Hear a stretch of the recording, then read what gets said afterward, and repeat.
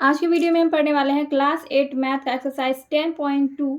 Exercise 10.2 का question number 1 और 2 solve कर लिया था एंड आज के वीडियो में हम क्वेश्चन नंबर 3 एंड 4 सॉल्व करने वाले हैं। हमने पिछले वीडियो में क्वेश्चन नंबर 2 तक सॉल्व कर लिया था। आपको पिछले वीडियो का लिंक इस वीडियो के लास्ट में एंड स्क्रीन पर मिल जाएगा।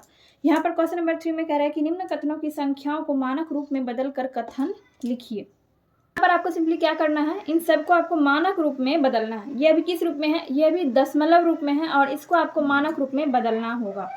तो यहाँ पर लिखा हुआ है कि मनुष्य के बाल की मोटाई का व्यास लगभग 0.0002 सेंटीमीटर होती है। तो इसी तरह से कुछ और क्वेश्चंस दिए गए हैं एंड सभी क्वेश्चंस को हमें क्या करना है, मानक रूप में बदलना है। ये अभी दशमलव रूप में है, हमें इसको मानक रूप में बदलना है। एंड हमने आपको पिछले वीडियो में फर्स्ट क्लास में मैंने आपको बताया भी था कि हम किस तरह से दशमलव संख्याओं को मानक रूप में बदल सकते हैं और अगर संख्याएं आपको इस तरह से बटा में दी गई हो तो इसको हम किस तरह से मानक रूप में इसको बदल सकते हैं। ये सारा चीज़ मैंने आपको पहले वाले वीडियो में बता रखा है। तो आपने अगर पहले वाला वीडियो नहीं देखा है साइज का तो आप लोग जरूर देख लीजिएगा। इस वीडियो के लास्ट में एंड स्क्रीन पर आपको वो वीडियो मिल जाएगा एंड प्लेलिस्ट में सारे वीडियोस अवेलेबल होते हैं। चलिए स्टार्ट करते हैं क्वेश्चन नंबर 1 से। क्वेश्चन नंबर 1 में आपको यहाँ पर ये दिया गया है कि मनुष्य के बाल की मोटाई कितनी है, 0.0002 सेंटीमीटर। इस तरह से बाकी के क्वेश्चंस भी दिए गए हैं। आपके पास अगर बुक है तो आप बुक में से देख सकते हैं। तो यहाँ पर सिंपली हमें क्या करना है, इसको मानक रूप में चेंज करना है। तो यहाँ पर आप देख सकते हैं कि पॉइंट के बाद 3 जीरो है और आपको संख्या कितनी दिख रही है, 1 दिख रही है। ठीक है, अंक जो है ये 1 है, यहाँ पर 2 है। ठीक है, तो ये जो 2 है इसको हम यहाँ पर लिख देंगे ऊपर और इसके बदले में देखिए दशमलव के बदले में हम क्या लिखते हैं, 10 लिखते हैं। और यहाँ पर दशमलव के बाद हमें 4 अंक दिखाई दे रहा है तो इस पर हम 4 लिखेंगे और इसको हम क्या करेंगे 2 into। अब ये जो है ये भी बटन में है, ये गुना में हम इसको कर रहे हैं तो ये ऊपर जाएगा, मतलब इसके साथ जाएगा तो ये क्या हो जाएगा, ये माइनस में हो जाएगा। गुना में करेंगे तो ये माइनस में हो जाएगा। तो आपका ये आंसर हो गया क्वेश्चन नंबर 1 का। इसी तरह से नेक्स्ट क्वेश्चन भी बनाएंगे। तो यहाँ पर आपको 4 जीरो दिख रहा है और इसके बाद 1 2 7 5 यहाँ पर आपको 4 संख्याएं दिख रही है। तो यहाँ पर हम क्या करना है, पहले हम इन चारों को लिख लेंगे यहाँ पर 1 2 7 5 और एक संख्या के बाद हम एक दशमलव दे देंगे और नीचे हम क्या लिखेंगे 10 और इसके बाद देखेंगे कि दशमलव के बाद यहाँ पर हम क्या लगाएंगे, यहाँ पर हम पॉइंट लगाएंगे। आप देखेंगे इसके बाद कितना अंक है, 1 2 3 4 5 5 है तो यहाँ पर 5 लिखेंगे और फिर यहाँ पर हम लिखेंगे 1.275 इंटू 10 पर पावर -5। ये हो गया आपका आंसर क्वेश्चन नंबर 2 का। वैसे ही क्वेश्चन नंबर 3 में आपको दिया गया है 5, यहाँ पर लास्ट में 5 और यहाँ पर 0 0 0 मतलब 6 बार यहाँ पर 0 है।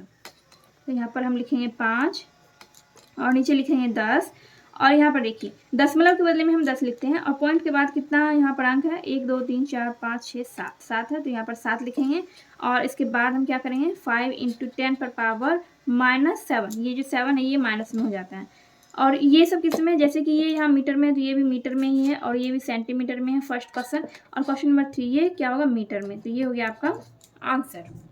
क्वेश्चन नंबर 4 में यहाँ पर आपको ये दिया गया है, यहाँ पर पॉइंट लगा हुआ है तो लास्ट में क्या है, लास्ट में 16। तो यहाँ पर एक अंक के बाद हमें पॉइंट देना है। इसमें 2 संख्या है यहाँ पे तो एक के बाद हमें पॉइंट देना है तो 1.6 एंड यहाँ पर दशमलव के बदले में हम लिखेंगे दशमलव के बदले में 10 और यहाँ पर देखिए यहाँ से इस पॉइंट के बीच में कितने अंक हैं, पॉइंट से इस पॉइंट के बीच में टोटल है 19 अंक। ये 0 18 और ये 1 19 हुआ तो यहाँ पर हम लिखेंगे 19।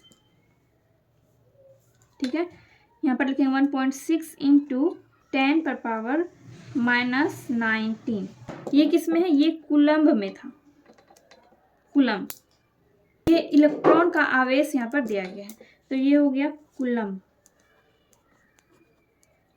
और लास्ट में आपका ये दिया गया है तो इसको हम कैसे बनाएंगे, देखिए 1 बाय यहाँ पर ये कितना जीरो है, 1 2 3 4 5 6 जीरो है तो यहाँ पर हम लिखेंगे 10 और इस पर 6 पावर देंगे। आप क्या करेंगे 1 इंटू 10 पर पावर हो जाएगा ये -6। क्यों हुआ, क्योंकि ये जब हमने इसको गुना में किया तो ये -6 हो जाता है। आपको सारे फॉर्मूले भी इस चैप्टर से रिलेटेड बताए हैं तो जब आप फॉर्मूले को याद रखेंगे या फिर इसको अपने बगल में रख के देखेंगे, अगर आप फॉर्मूले को हमेशा रिवाइज करते रहेंगे तो आपका सारे क्वेश्चंस आसानी से बन जाएंगे और आपको सारा क्वेश्चन अच्छे से समझ भी आएगा।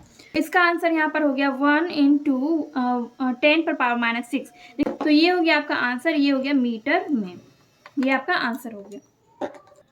सेकेंड नंबर का क्वेश्चन आपको यहाँ पर दिया गया है कि एक के ऊपर एक 10 शीशे रखे गए हैं जिनमें प्रत्येक की मोटाई 10 mm तथा प्रत्येक 2 शीशों के बीच कागज की एक शीट है जिनमें प्रत्येक की मोटाई 0.07 mm है। इसकी कुल मोटाई को मानक रूप में लिखिए। तो सबसे पहले तो हम क्वेश्चन को समझेंगे। क्वेश्चन समझने के बाद हम इस क्वेश्चन को सॉल्व करेंगे। जैसे कि देखिए क्वेश्चन में कह रहा है कि एक के ऊपर एक करके 10 शीशे रखे गए हैं। मान लीजिए कि ये जो हम यहाँ पर बना रहे हैं ये शीशा है, ठीक है। एक देखिए 1 2 3 4 5 6 7 8 9 और ये 10, ठीक है। यहाँ पर हमने 10 शीशा बना लिया, इसको आप शीशा मान लीजिए। और उसके बाद कह रहा है कि इन सब की जो मोटाई है, यानी कि ये जो मोटाई है, इसकी मोटाई जो है ये कितना है 10 mm है, 10 mm, ठीक है। और प्रत्येक 2 शीशों के बीच कागज की एक शीट रखी गई है। ये जो 2 शीशा है, प्रत्येक 2 शीशों के बीच एक कागज की शीट रखी गई है, ठीक है। ये इसको हमने मान लिया कागज की शीट। और इसकी मोटाई कितनी है 0.07 mm, ठीक है। यहाँ तक कोई दिक्कत नहीं है। तो इसी तरह से प्रत्येक 2 शीशों के बीच एक कागज की शीट रखी गई है। तो कितना कागज का शीट इन शीशों के बीच रखा गया, ये हो गया 1, ये हो गया 2 3, ये 3 हो गया, ये 4 5 6 7 8 और ये 9। तो देखिए 10 शीशा है और कागज का शीट इनके बीच कितना रखा गया, 9 रखा गया है। तो यहाँ पर हमने लिखा है प्रत्येक शीशे की मोटाई कितना है 10 mm, ये आपके क्वेश्चन में दिया गया है। और हमें निकालना है 10 शीशे की मोटाई। पहले हमें 10 शीशे का मोटाई मालूम करना है। तो जब एक शीशे का मोटाई यानी प्रत्येक यानी कि एक, तो एक शीशे का मोटाई जब 10 mm है तो 10 शीशे की मोटाई कितनी होगी। तो यहाँ पर हम करेंगे 10 गुना 10, एक शीशा का मोटाई 10 mm है तो 10 शीशा का मोटाई निकालना है। तो 10 गुना 10 100 हो जाएगा, 100 mm, ठीक है। ये हो गया आपका 10 शीशे की मोटाई। अब देखिए प्रत्येक कागज की मोटाई, प्रत्येक यानी कि एक कागज की मोटाई है 0.07 mm। तो हमने 10 शीशों के बीच कागज की शीट को रखा। तो कितना कागज का शीट रखा है 9, ठीक है। तो 9 कागज का शीट, तो 0.07 गुना 9। तो देखिए हमें 9 कागज की शीट की मोटाई निकालना पड़ेगा। तो यहाँ पर हो जाएगा आपका 0.63 mm हो गया, ठीक है। तो आपका ये 10 शीशा का मोटाई निकल गया और 9 कागज की शीट का यहाँ पर मोटाई निकल गया। अब हमें यहाँ पर निकालना है, यहाँ पर कह रहा है कि इसकी कुल मोटाई को मानक रूप में लिखिए। यानी कि ये जो 10 शीशा का मोटाई हमने निकाला इसका और यहाँ पर 9 कागज की शीट की मोटाई हमने निकाला, इन दोनों को हमें ऐड करना है, इन दोनों को ऐड करना है, तब जाके कुल मोटाई निकलेगा। तो यहाँ पर हम लिखेंगे कुल मोटाई। कुल मोटाई कैसे निकलेगा, 100 प्लस 0.63। तो जब इन दोनों को ऐड करेंगे तो आपका हो जाएगा 10063। इन दोनों को ऐड करने पे इतना हो जाएगा। तो ये आपका कुल मोटाई है। अब इसको आपको क्या करना है, मानक रूप में लिखना है।